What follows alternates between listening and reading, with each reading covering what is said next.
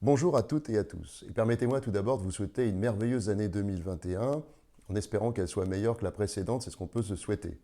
Je vous accueille avec plaisir pour cette seconde vidéo, un café matinal en main, seconde vidéo consacrée au leadership bien sûr, puisque c'est le thème de ma chaîne. Aujourd'hui, nous allons nous concentrer sur l'évolution du leadership dans le temps. En regardant comment les leaders ont évolué au fil des événements, on apprend beaucoup de choses. Alors, on pourrait revenir à la genèse de l'humanité, aux origines de l'humanité, jusqu'à aujourd'hui. Ce serait évidemment trop long en une seule vidéo. Donc aujourd'hui, nous allons nous concentrer sur une période plus courte, mais une période extrêmement riche, qui part de la Seconde Guerre mondiale jusqu'à aujourd'hui. Nous allons regarder comment le leadership a évolué dans cette période-là. Il y a des faits marquants et donc des traits qui le sont tout autant. Regardons cela.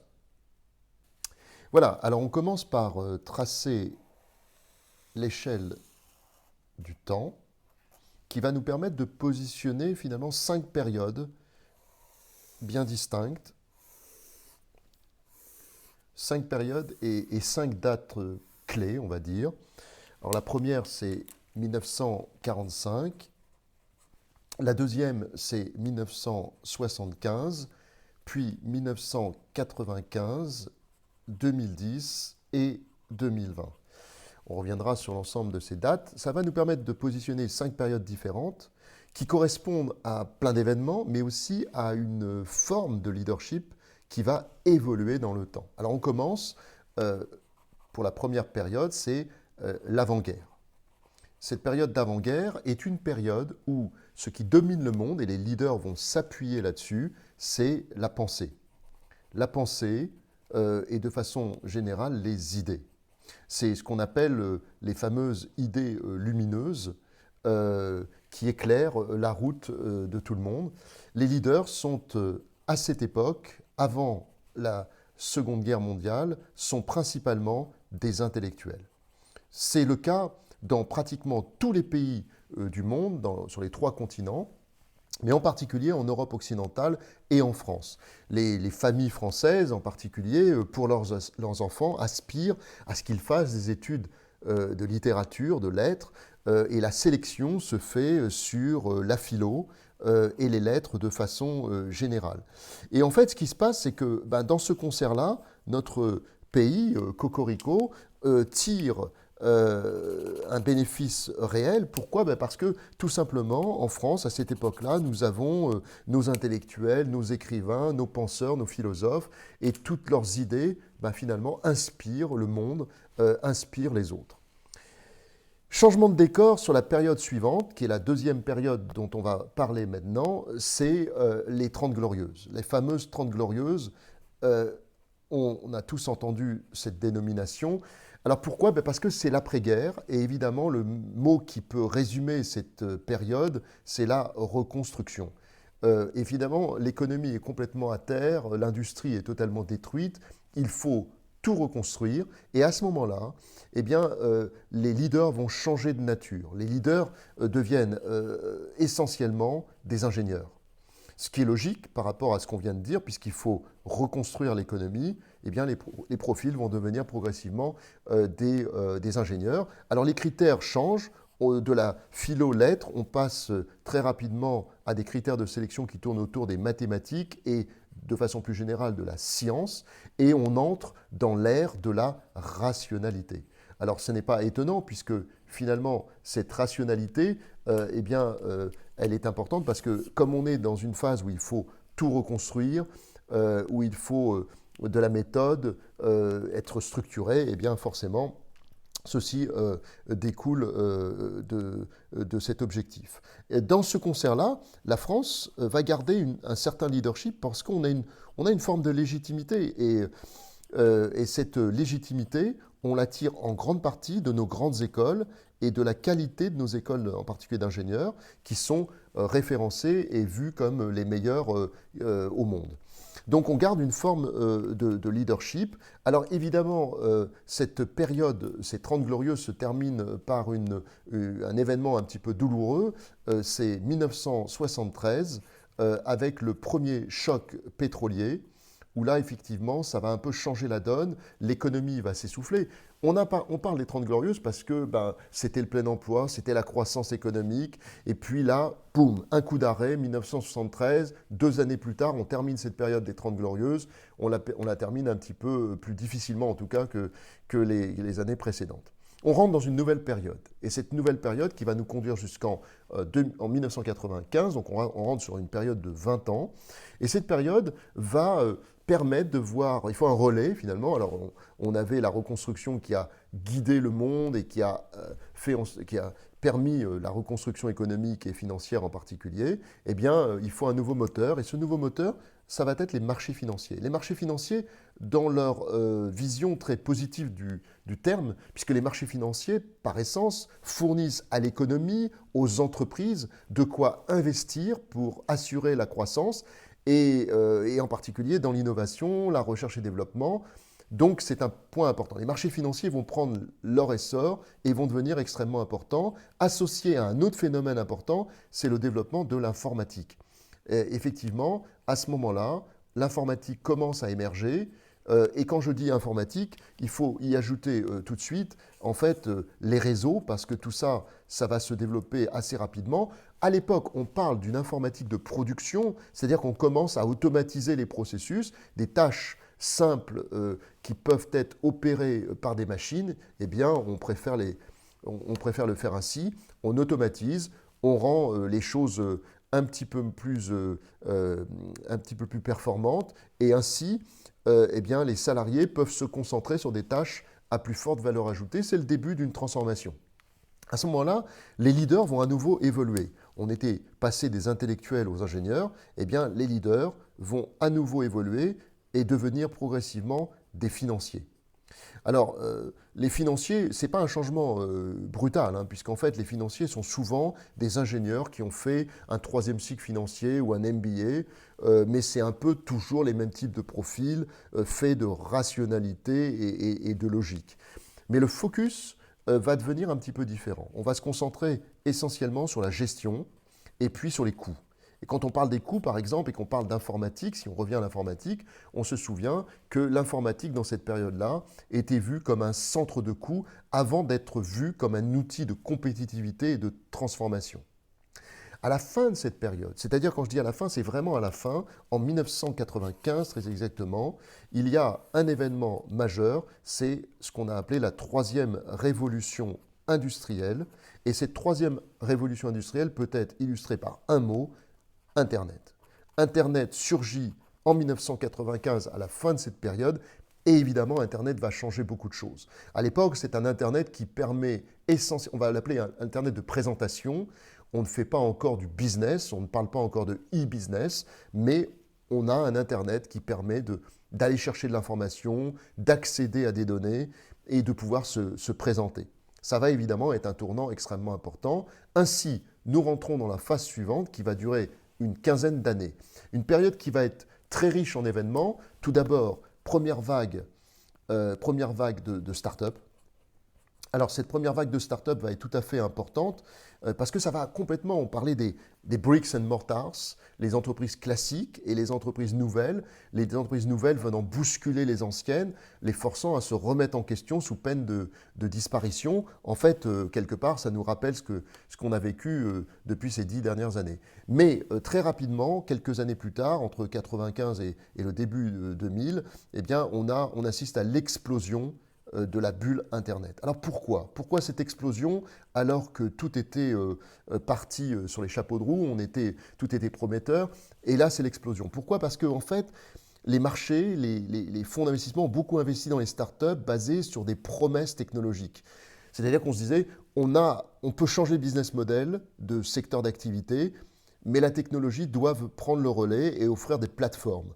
Et la technologie, malheureusement, n'a pas été au rendez-vous. Et c'est ce qui explique qu'il y a eu des déceptions et que malheureusement, la croissance espérée n'a pas été au rendez-vous et tout se casse la figure, c'est l'explosion de la bulle Internet. Au même moment, on assiste à ce qu'on a appelé la 4e révolution industrielle. Cette 4e révolution industrielle qui va se dérouler au milieu des années 2000, cette quatrième révolution industrielle, elle est basée sur des technologies qui vont évidemment changer la donne. D'ailleurs, si on avait bénéficié de ces technologies un petit peu avant, on aurait probablement évité l'explosion de la bulle Internet. Alors, c'est les IoT, c'est-à-dire les objets connectés, c'est l'intelligence artificielle, c'est le machine learning, c'est le blockchain, c'est toutes ces technologies, et évidemment le big data, puisque nous allons, on aura l'occasion d'en reparler à plusieurs occasions, mais évidemment on entre dans l'ère de l'information, ça va être extrêmement important, et les données vont devenir extrêmement vitales. En fait, les données vont devenir le fuel de l'économie moderne et vont être donc du coup extrêmement importantes. Malheureusement, là encore, il y a un choc. Ce choc arrive en 2008 et ce choc, c'est la crise des subprimes que l'on garde tous en tête. Crise des subprimes qui va totalement bouleverser la scène financière mondiale. Ce qu'on croyait solide et inébranlable ne l'était pas. Et tout d'un coup, les édifices financiers explosent. On se souvient de la disparition de Lehman Brothers, qui est absolument invraisemblable. Dans ce concert-là, au même moment, en même temps, parallèlement, on assiste à la montée en puissance des médias, l'information en continu, les réseaux sociaux. Là encore, on aura l'occasion d'y revenir parce que pour les leaders, il va falloir intégrer à la fois les médias, mais aussi les réseaux sociaux. Ça va changer considérablement la façon dont les leaders vont communiquer. Alors, comment les leaders évoluent dans cet environnement, dans cette période de temps ici? Bien, on est passé des intellectuels avant-guerre, les ingénieurs pour la période de reconstruction, les financiers pour la période de 1975 à 1995. Eh bien là, les leaders ont des profils plus variés et de façon générale, les créatifs prennent progressivement le pouvoir. Ça, c'est très important, on aura l'occasion d'y revenir, mais on voit qu'il n'y a plus de formation a priori dominante. La réussite peut venir de partout, formation d'ingénieurs, d'écoles de management, sociologie, histoire, des autodidactes. Tout est un peu basé sur la créativité et sur les idées qu'on peut avoir. On parle d'ailleurs de faire pivoter des idées. Les leaders changent dans le temps, évoluent avec leur époque. On arrive dans la période des 10 dernières années qu'on peut résumer déjà par un mot important, l'incertitude. Bien oui, parce qu'on voit bien qu'un peu partout, le monde est dominé par tout un tas d'incertitudes. Incertitudes économiques, on a dû faire avec quelque chose d'inédit, des taux très bas, voire négatifs, ce qui n'était jamais arrivé. Le terrorisme, qui n'a pas commencé après 2010, qui a démarré bien avant, et en particulier, on se souvient bien sûr des attentats dramatiques des Twin Towers en 2001, mais le terrorisme s'est installé, et certains parlent d'ailleurs de crise de civilisation. Alors, on y reviendra parce qu'en fait, quand on parle de crise de civilisation, on va voir que ça a des incidences sur cette période que nous venons de vivre. Ça entraîne du populisme à certains endroits du monde, du protectionnisme, qui souvent, ça va de pair. Souvent, le populisme entraîne sur le plan économique on se retrouve, on se resserre sur soi-même, on ferme les frontières. C'est un réflexe qu'on observe dans ces cas-là. Une crise de l'environnement. Je crois qu'on ne pourra pas continuer à dire que l'environnement, c'est un sujet important sans se l'approprier vraiment. L'environnement va devenir le sujet absolu. On me dit souvent, mais alors, dans ce panorama tel qu'il est dressé là, où sont les leaders du troisième type que je décris souvent? Ils n'existent pas, ou en tout cas, ils n'ont pas émergé. La réalité, c'est qu'ils sont en train d'arriver progressivement. Ils sont encore dans des positions de numéro 2, de numéro 3. Ils rentrent dans les COMEX, ils rentrent en politique. Ils ne sont pas encore en visibilité absolue, mais ils sont là, prêts à émerger. Et on peut dire simplement que, je dirais que les narcissiques font de la résistance. Ça, c'est une chose certaine. En réalité, quand on a le pouvoir, quand on est au poste de commandement, c'est très difficile de les abandonner, donc il y a une forme de résistance. Mais ce qu'on peut dire, c'est que nous sommes définitivement dans une phase de transition. C'est ça qu'il faut retenir. Cette phase, et en particulier ces 10 dernières années, ont montré que le modèle qui a évolué dans le temps par période, là, on voit qu'on est arrivé à un moment où les leaders, eux-mêmes, qui ont accompagné ces transformations, sont en train maintenant de vivre probablement une période de transition qui va faire émerger une nouvelle catégorie de leaders, ce qui explique que certains pensent qu'on est dans une crise profonde de remise en cause des modèles existants. La vraie question qui se pose pour la période qui va être post-2020, année 2020 qui a évidemment eu toutes les conséquences qu'on connaît dues à la pandémie, la vraie question qui se pose, c'est de quel leader a-t-on besoin pour demain? Quel type de profil? C'est la question à laquelle nous allons devoir répondre. Alors, de quel leader a-t-on besoin? On a commencé à répondre à cette question la dernière fois, lors de la dernière vidéo. Vous vous souvenez de la théorie des types libidinaux appliquée au monde du leadership. On a parlé des personnalités, les narcissiques, les obsessionnels, les érotiques.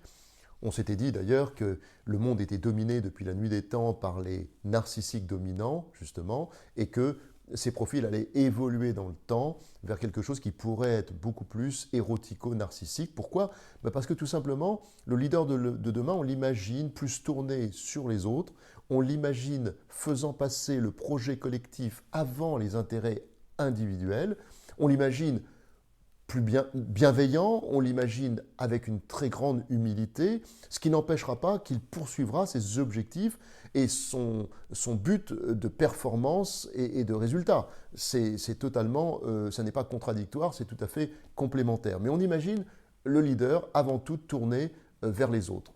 Et d'ailleurs, ces autres, c'est-à-dire nous tous, on cherche la même chose, on cherche un sens, on est en quête d'identité, on a tous besoin de savoir pourquoi on travaille pour telle entreprise, pourquoi on suit tel ou tel autre leader. Et les entreprises ont pris conscience de ça, et c'est la raison pour laquelle on voit se multiplier des papiers un peu partout sur la raison d'être. La raison d'être qui englobe plein de sujets, c'est la RSE, la responsabilité sociétale des entreprises, l'environnement, tout sujet qui va finalement entraîner les autres derrière vous, qui va les mobiliser, qui va les motiver. Les entreprises ont le devoir de dépasser les simples objectifs financiers et économiques. Ce ne sera pas suffisant pour attirer et fidéliser les salariés dans l'entreprise. Il faudra plus que ça. Cette raison d'être, c'est un des sujets dont nous allons parler dans les prochaines vidéos, parce que ça rejoindra le sujet du leadership. On l'a dit, on est en période de transition, cette transition qu'on vit depuis une dizaine d'années, avec tous les atermoiements qu'on a connus.